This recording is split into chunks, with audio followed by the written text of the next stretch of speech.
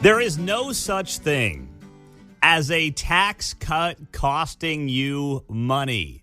That does not exist.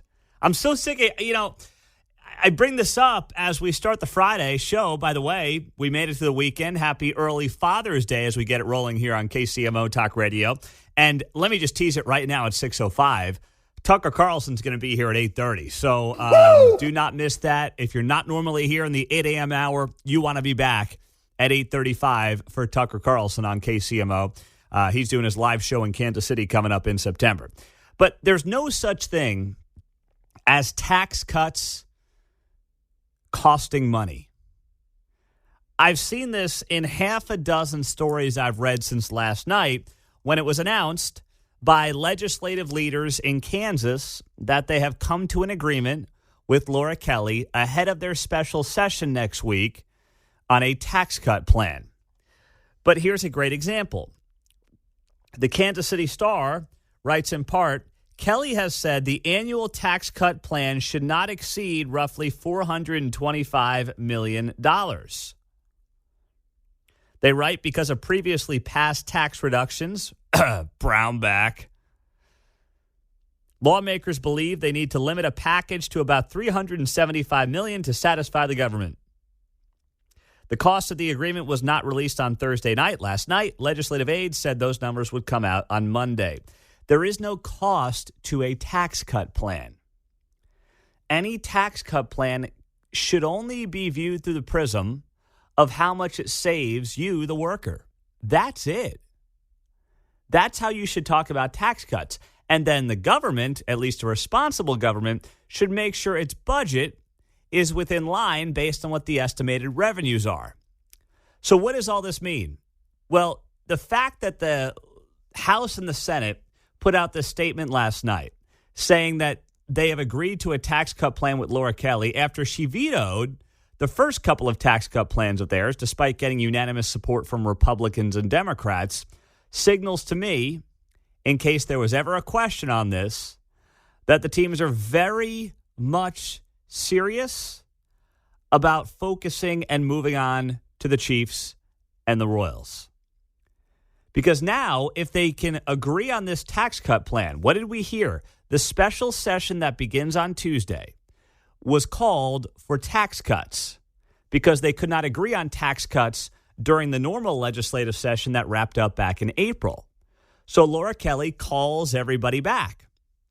And she says, hey, you guys get back here and gals get back here to Topeka and give me a tax cut bill that I like. So they found one, apparently, according to the statements that were put out last night.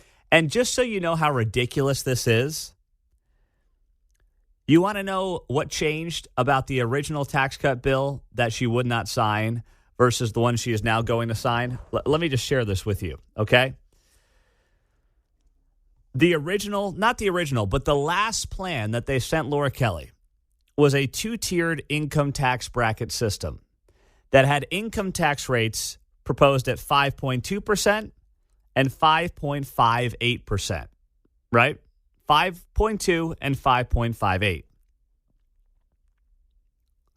Well, now they were moving to 5.57. That's where it was. It was at 5.57. And they moved it up to satisfy Laura Kelly to 5.58. Is that not the most government thing ever? Literally be haggling over a 0.01% tax rate. Laura Kelly said no to 5.57. That's the last plan that she vetoed. A top income tax rate in the state of Kansas of 5.57. Kansas City Star is reporting that now that top rate that they agreed to is 5.58. I mean, it's just ridiculous. So we're going to have on Speaker of the House Dan Hawkins at 7:50 this morning to get a little more detail on what this means. But what it really sets the stage for is the Chiefs and the Royals and getting those two teams to the state of Kansas. And by the way, you heard from a lot of the players involved last night because the Chiefs were at the Nelson Atkins Museum last night. They were there getting those Super Bowl rings. Mark, did you see the rings? Did you see the bling those guys were flashing last night, man? That was incredible. Yeah. The detail behind everything. Woo! Man. Boy, hope they got them at Diamonds Direct. I'm just saying. But, yeah, those things were freaking awesome. If you haven't seen them on social media, holy cow. So all the Chiefs were at the Nelson Atkins Museum last night. Obviously, ownership, leadership, everything else. And Mark Donovan, the team president, talked to the media, and here's what he said about these rumblings of the state of Kansas making a move on the team. Really appreciate and support the folks in Kansas who are working to provide an option. The potential to be able to evaluate that versus other options is something that's really important to us. And we're excited to hopefully get that passed on Tuesday and then be able to look at that and evaluate that versus the other options we have to look at. So Mark Donovan kind of made it seem like maybe he knows something we don't. That's the team president for the Kansas City Chiefs. But he basically made it sound like, you know what? A deal is done. Unless he misspoke, but he said there, we look forward to that getting passed on Tuesday. As if the work's already done and this thing's already been decided. Not the Chiefs going there, but at least some piece of legislation, star bonds and whatnot, that the Chiefs can then look at and decide, okay, Kansas has this on the table. Let's see what Jackson County actually is willing and wanting to do. But the fact that he already said, hey, yeah, this should be done on Tuesday, unless he just misspoke because he knows the session starts on Tuesday, I don't want to read into it too much if he misspoke. But I'm hearing him say that, and I'm like, is this thing already done? Like, have the powers that be already basically drawn up a bill, know how it's going to get voted on, know it's going to pass, and then put that right into the lap of the Kansas City Chiefs? It's possible. But once again, it makes you wonder how much feedback is actually, how much the political class is actually interested in hearing feedback from the public on any of this. I mean, that's the beauty of this special session. People are paying attention even less than they normally would, which is pretty unbelievable. So, by the way, they're going to give you some tax cuts if you're a Kansas resident, based on the agreement that was announced last night. But then on top of that, they still may end up shelling out billions of dollars in subsidies potentially to professional sports franchises, and then they give you some crumbs as an average Kansan. I'm sure a lot of these folks are going to have some damn good seats at Arrowhead West out at the Legends, if and when that time comes. I'm just saying. They're not doing this out of the goodness of their heart. And for Republicans, is it really small C conservative? I'm not convinced of that just yet. Jeff Collier is going to be here, the former Kansas governor, at 6:30. He's coming up in 20 minutes. He wrote a piece in the Kansas City Star saying that the Chiefs coming to Kansas would be great for business in the state of Kansas. He will defend that. He will talk about it coming up on KCMO Talk Radio, 95.7 FM, streaming on the KCMO Talk Radio app. So yesterday I mentioned towards the end of the show that Donald Trump was doing this podcast with Logan Paul. Logan Paul is a massive social media influencer for younger males in particular. He's under 30, wrestler, the whole deal. He's amassed an audience in the tens of millions. Logan Paul has 18.5 million followers on TikTok. He's got 27 million followers on Instagram. His YouTube has north of 20 million subscribers. So, he's got a tremendous brand and audience. On top of that, a 2023 analysis determined that about half his audience is between the ages of 18 and 24. So this was brilliant from Donald Trump to sit down with this guy for a podcast. And by the way, it's one of those things, too, that when you look at the polling and you see that younger voters are much more open to voting Republican than they have been in generations, arguably. You've got new polls. A new Siena poll this week shows that amongst the youngest voting age bracket, 18 to 29, Joe Biden has a 2-point lead over Donald Trump. That's unbelievable. In 2020, Joe Biden won this group by 24 points. Polling shows him up by low single digits over Donald Trump. Quinnipiac's survey had Trump ahead by 1 point among registered voters between the ages of 18 and 34. Hillary won young voters by 19. Biden won them by 24. And now Trump's neck and neck. And by the way, doing stuff like Logan Paul is just a brilliant opportunity for Donald Trump. So I always like to see how people react to conversations like this and kind of what opponents say and what they're using to, push back against these conversations. And I found this last night as I was just scrolling through my phone. Biden HQ is the name of the X account where, obviously their job is to post things that make Joe look good. It's the campaign arm for Joe Biden's reelection bid. So obviously this is not Joe tweeting this stuff out or anything like that. This is just, their social media team pushing out content, make Trump's look bad, makes Biden look good. But I think they completely missed the mark on this. They put out a bunch of clips from yesterday's video podcast with Logan Paul. And I'm like, is this supposed to make Trump look bad? Is this supposed to embarrass Donald Trump? They put out this post, and it's headlined from Biden HQ headquarters, Trump claims his speeches are written by AI. And I'm like, oh, okay, that's kind of interesting. I mean, AI is kind of the way of the future, So is this the worst thing in the world? And then I said, let me listen to the audio clip and hear what he actually says. And the fact that this is one of the clips they used out of an hour-long podcast with Logan Paul that's supposed to make Donald Trump look bad, embarrass him, I don't know, but here's what he said. Super AI, right? It's super duper AI. But what it does is so crazy. It's amazing. It's crazy. Now, it can also be really used for good. I mean, things can happen. I had a speech rewritten by AI out there, one of the top people. He said, oh, you're going to make a speech? Yeah. He goes, click, click, click. And like 15 seconds later, he shows me my speech. That's crazy. Written. That's crazy. So beautifully. I said, I'm going to use this sucker. I've never seen anything like it. What'd you say to your speechwriter after that? You're fired. I said, you're fired, Vince.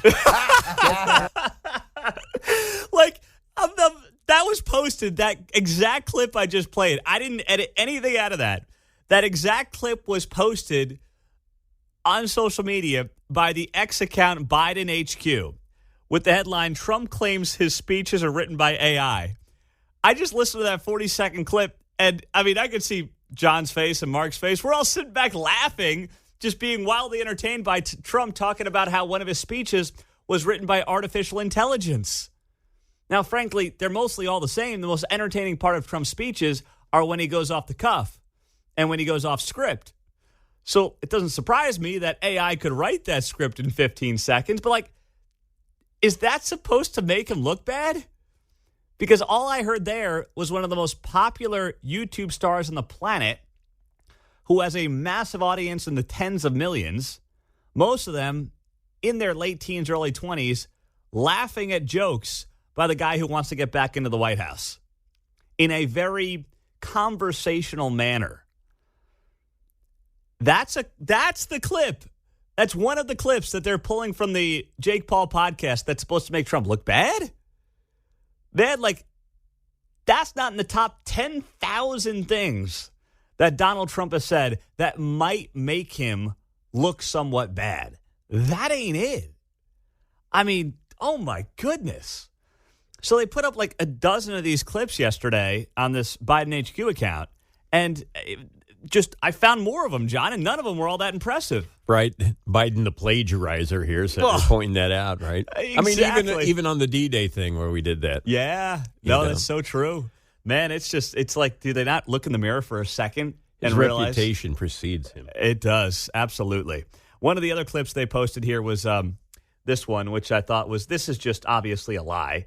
The headline, Trump, immigrants do not make America great. Take a listen to the clip. Rather than in our country, and these are not people that are going to make America great again. These are people that have a lot of issues, and we're going to have a lot of issues as long as they're here. and we're going to get them out. We have to get them out.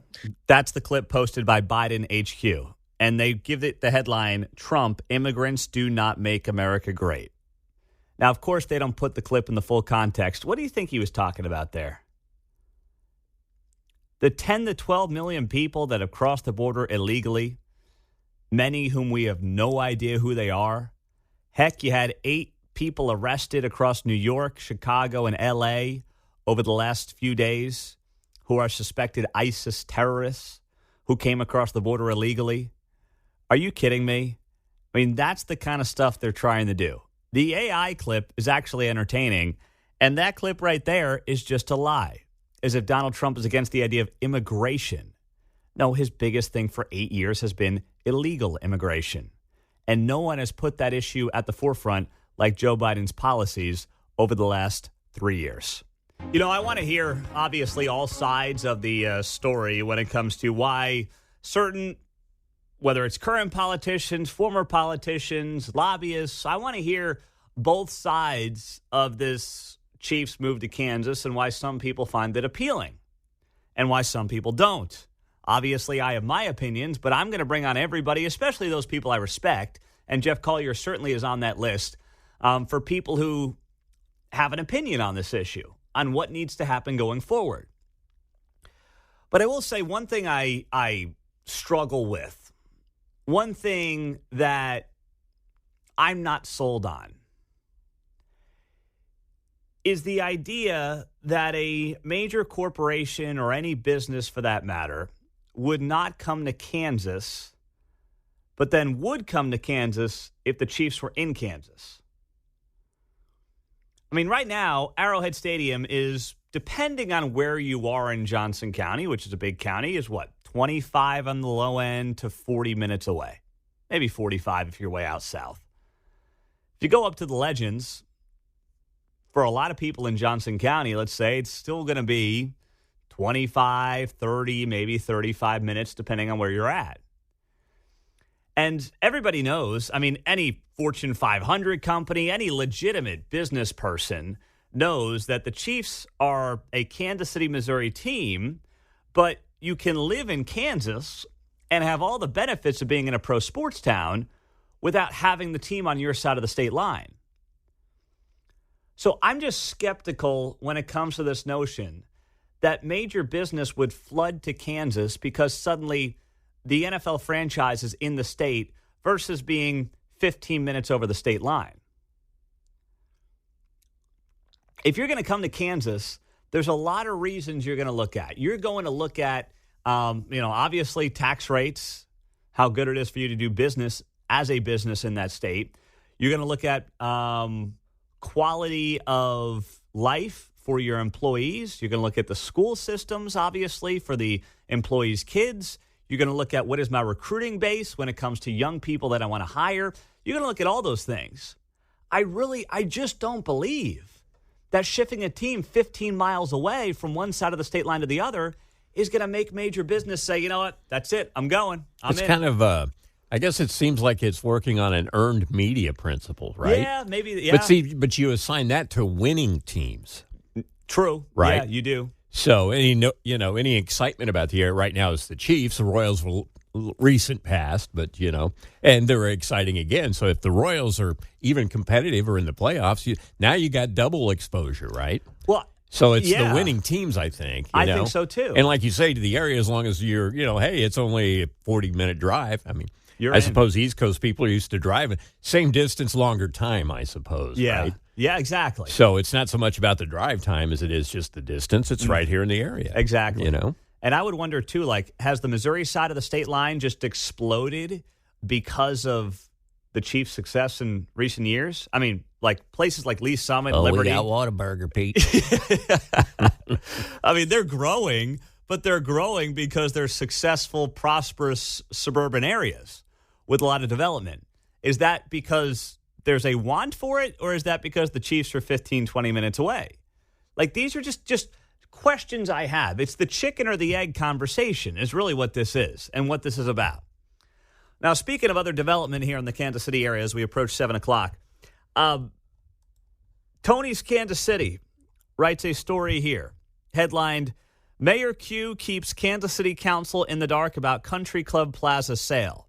Insiders share a not-so-fun fact regarding a major real estate move currently hyped by the top dog at City Hall.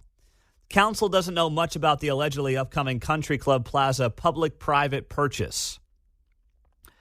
The mayor said the deal should be done and finalized by the end of June. Do you have that, Mark? Can we play the clip of Mayor Lucas yesterday? I think it is imminent. It's impending. It's very soon. But I'm not going to get ahead of the real estate folks. I know things can always change. But look, we're ready to hit the ground running. I think you're going to see a lot of even ordinance and legislative activity. And unlike perhaps what you're seeing on the other side of the line, it's actually going to be fairly clear ordinances with clear expenses for what we're actually trying to do. And we'll be able to have a good chat where I think we see the future of the plaza, what it looks like, how it's invested in by the fall. And I hope that coming up soon by the Plaza Art Fair in late September, we're seeing a whole new path with new ownership. Okay, that's Quentin Lucas yesterday. I missed that dig he took at Kansas there in the middle of that statement. Sometimes when I'm doing the interview, he's moving so quickly, I'm just trying to keep up and find what I need to find within what he's saying to create a follow-up question. But I didn't realize that dig he just took at Kansas when he said, we're going to have clear guidelines on how the public's involved in this, ripping the state of Kansas over this Chiefs deal. But here's the thing. I would like the city council, not that I have a lot of faith in the city council, but I would like the city council to at least have some role and have some opinion on what a public-private partnership looks like for the plaza, because that can get a little sketchy. And we talked about it on Kansas City Week in Review, which I'll be on tonight on Kansas City PBS, and my buddy Nick Haynes will be here at 8 o'clock. But that can mean a lot of different things. To me, a public-private partnership on something like the plaza should only mean that the city is basically going to give the plaza cops. Not give them cops, but make sure they've got what they need police presence-wise to run a safe and efficient operation down there that people want to go to. That you and I want to go shop at, want to go eat at, and don't have to worry about thugs and bums and everything else. That's all I want a public-private partnership to be. If we're talking about TIF money, tax abatements, that opens up a whole can of worms. But if you're HP Village Partners out of Dallas, the company that supposedly is buying the plaza, why wouldn't you ask for it? You got all the leverage right now. Who else wants the plaza? I mean, it's like picking up the 40-year-old baseball player on waivers who's batting $192. Who wants him? I'm telling you, these people are going to destroy themselves. No, I'm not talking about politicians. I'm not talking about anybody in elected office. I'm talking about, on a Friday morning at 7:05, the WNBA. I cannot believe the lengths some of these people are going through to try to destroy the only reason people have watched the WNBA in its nearly 30-year existence, and that is Caitlin Clark. That's it. I mean, how many of you with young daughters, older than mine, I mean, mine are, 5, 3, and 3 months. But like Mark, Mark's daughters are into, at least his oldest, I know, is a Caitlin Clark fan, right? She's into Caitlin. Oh, yeah. Big Caitlin Clark fan. Mm-hmm. And that's been really good. For her to see, someone of Caitlin Clark's level having this kind of success, worldwide notoriety. It's been great for the WNBA. They're not flying commercial anymore. They're getting charter flights. People are going to the games, at least the one that Caitlin Clark plays in. They're watching games, at least the ones that Caitlin Clark plays in, and that is a step in the right direction. But some of the other so-called stars in this league are doing everything they can to try to destroy that. It's just insane. So about a week ago, this story broke that Angel Reese, who's like kind of I don't know what you'd call her. She's like a star, but there really is no other star. I mean, every data piece shows that people go to games and watch games with Caitlin Clark. Everybody else is a very, very distant second.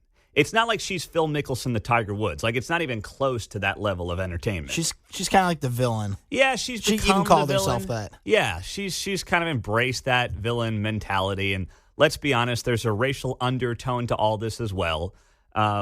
No one's going to convince me otherwise on that. Caitlin Clark is white, biggest star the league has ever seen.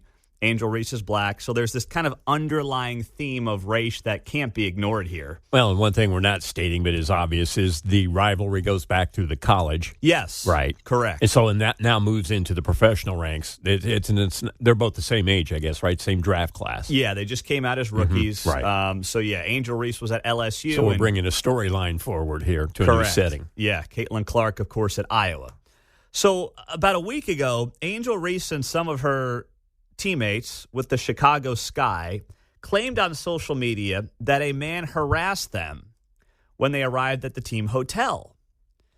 The players say the man specifically targeted Kennedy Carter, who went viral a couple of weeks ago for hip-checking Caitlin Clark on the court. She kind of basically knocked her over during an inbounds play in what was clearly a cheap shot. So Angel Reese posted on X at the time, finding out our team's hotel.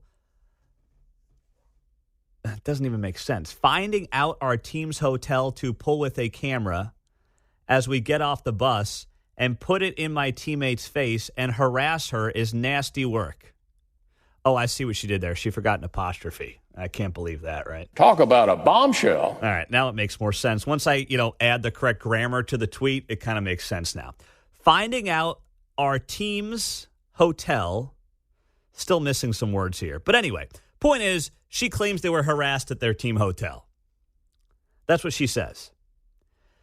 One of her teammates accused this man, who Angel Reese claims harassed her at their team hotel. She claimed that this man called the players ghetto B words. Another teammate said the man stormed at them to the point they could not even step off the team bus. However, a video emerged in recent days questioning that narrative. And I want to play that video for you here at 7:10 on a Friday morning and just give you a little perspective on what it sounded like. Ms. Carter, have you gotten a chance to reach out to Caitlin? Hey, man, come on with that. Relax. Have you gotten a chance to reach out to Caitlin? Trinity, have you gotten a chance? The basketball world wants to know if you've gotten a chance to reach out to her. Okay. I mean, you haven't seen the video yet, but it's certainly not harassment, I would say. He's at least 6 feet from her still. Yeah, 6 Not feet right away. in her face. He's got a guy playing cover 2 right in front of him. Yeah, there's a security guy there right in the front whole of him. time with his hands up in his face. Exactly. He's a few feet away. And by the way, he's bringing attention to the sport. I mean, what have we heard from the WNBA? We want to be treated like the men. We want the attention. Well, now you've got paparazzi fans, whatever you want to call them, who are into the storylines happening in the sport. And instead of embracing that and saying, wow, this is like good for us, there's attention on us, instead of WNBA players show up somewhere and no one even knows who they are, what they're doing, and don't even care. Now there's at least interesting storylines that people are into. So it's been a few days. And you would think that there would be some video, something else would come out. These women alleging that this Caitlin Clark fan harassed them, called them ghetto B words, was getting in their faces, wouldn't let them off the bus. You'd think in 2024, everybody's got a phone. Cameras everywhere. You'd think almost a week later, somebody would have the video that would show this guy harassing these Chicago Sky players, which is what they allege, calling them all these nasty names. That video still has not come out. Ask yourself why that might be. Maybe because the video never existed. Maybe because none of this actually ever happened. I mean, this feels like From the city of Jesse. Yeah, yes, Jesse Smollett. This is MAGA country. My Subway sandwich. This feels like Jussie Smollett 2.0. This feels like Bubba Wallace, the NASCAR driver. Remember that one? There was the noose in his garage that just turned out to be a knot that somebody put there to, open and close the garage. Remember that one? He got the FBI involved over the noose in the garage that was total BS. All we're missing here is a line from one of these girls saying, and as the man walked away, he said, This is MAGA country. Ah. I mean, that's all that's missing from this fake made-up story. Now, I couldn't see the guy, but he sounded like he might have been the same race as Kennedy Carter. You know, I was going to add that as well. Didn't sound, like a white guy. Just play that. Give me another 10 seconds of that if you could, Mark, when you get a second. Because I thought the same exact thing when I heard the clip. Ms. Carter, have you gotten a chance to reach out to Caitlin? Hey, man. Come on with that. Relax. Have you gotten a chance to reach out to Caitlin? It could go either way. I thought the same thing there, Mark. I'm like, I'm not even sure. They're alleging and making up the storyline clearly with a racial undertone. That's obviously what's at play here, to try to split Caitlin Clark fans from them. They're creating this storyline for a reason. And I'm even wondering if any of this fits the narrative they're trying to portray. So a week after the fact, we got nothing. Nothing at all.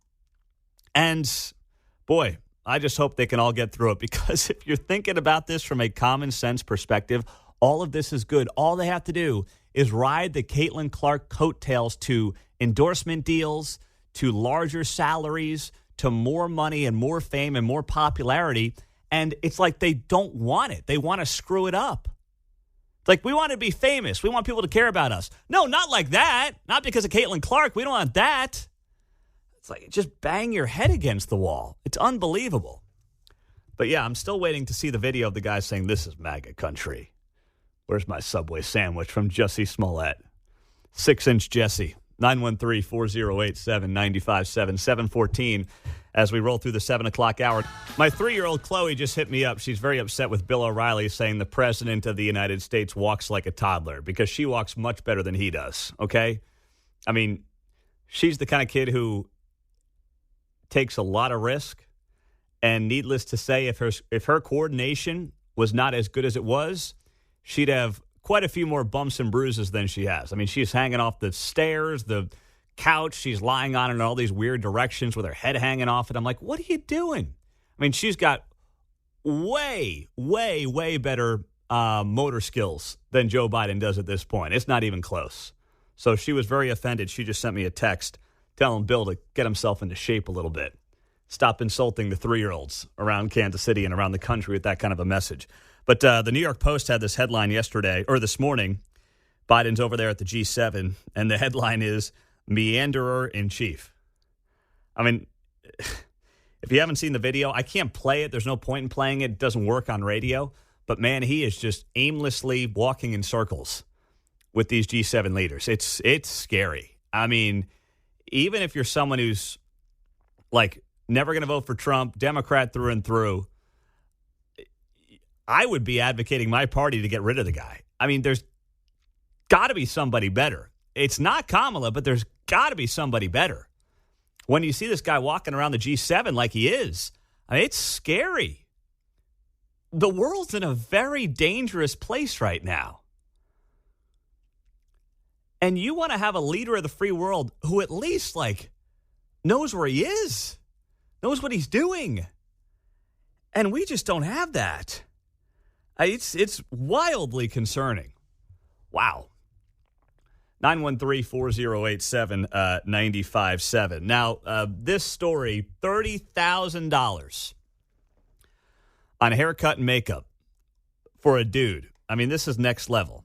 Brandon Johnson, this story came out earlier in the week, but he talked about it yesterday for the first time. We got to get my man Ray Stevens. He, of course, comes by way of Chicago. We'll talk to him at the end of the show. But he spent $30,000 in campaign finance funds on personal grooming since launching his bid for office. $30,000. I mean, what is he getting Manscaped for $30,000? How are you spending $30,000 on a haircut? If you're a guy, I don't care. I mean, I'm just doing the math in my own head. I spend about $30 a haircut. I go every 3 weeks, give or take.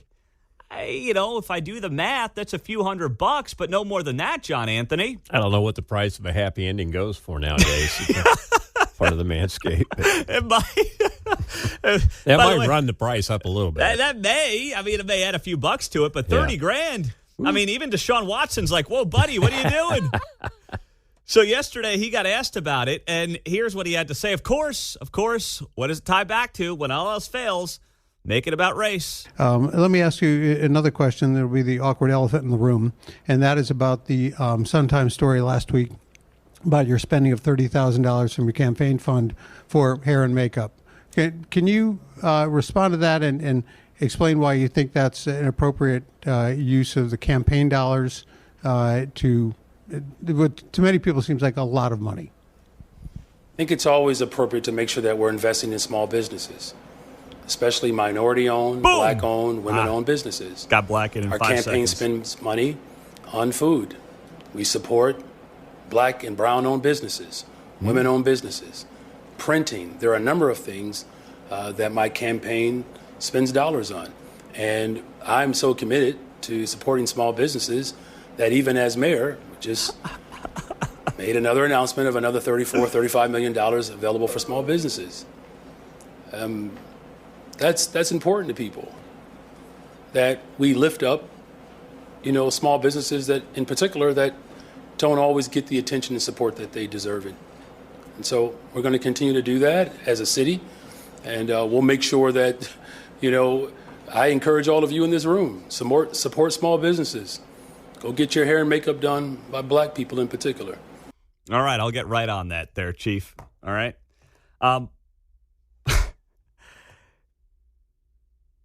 You know that the guy feels like he's been caught when he rips out the race card within 5 seconds of his answer. Because no woke-a-doke doofus local media guy is going to challenge him in any meaningful way after he breaks out the word, "You going to challenge me for helping out the black-owned business? Huh?" That's kryptonite. Exactly. The white woke-a-doke reporter who went to Northwestern and is getting his feet wet in local politics is going to say, "Okay, sir. Yeah, no, you're right. I'm not going to challenge you on that. You give as much money as you want. Black-owned business, sure. Yeah, $30,000 on makeup and hair. That sounds good. Yeah, no, please, have a great time. Thank you, sir. May I have another?" That's what they're going to do. They have no choice. He knows the playbook. He knew what he was doing there. By the way, it's a smart move by him because our media is a bunch of cowards. So he doesn't actually have to answer the question. He can just say small business, black, brown, half a dozen times over and over again, and everyone's like, okay, that's good enough for us. Thank you. I mean, it's pathetic. But yeah, $30,000 in campaign finance funds for the mayor of Chicago on personal grooming. Hair, that's a lot of makeup, by the way. A lot of makeup.